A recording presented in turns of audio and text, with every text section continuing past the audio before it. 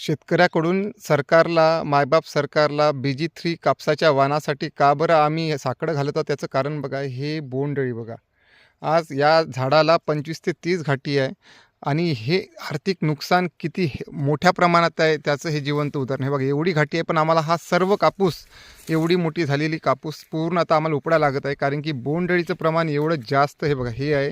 आणि याला कृषी विभाग बोंडसडीचा एक चांगला मुलामा देऊन देतो आणि म्हणतो की हे बोंडसड आहे बा, बोंडअळी नाही आहे. तर मग तुम्हाला मी खूप सारे बोंड असे काढून दाखवू शकतो. बोंड बघा, आता मी याला फोडून पाहतो बघा, पूर्ण सडून आहे बोंडअळीमुळं.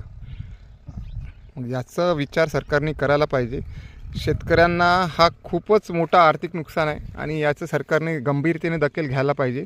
शेतकऱ्याचं खूप जास्त नुकसान होत आहे.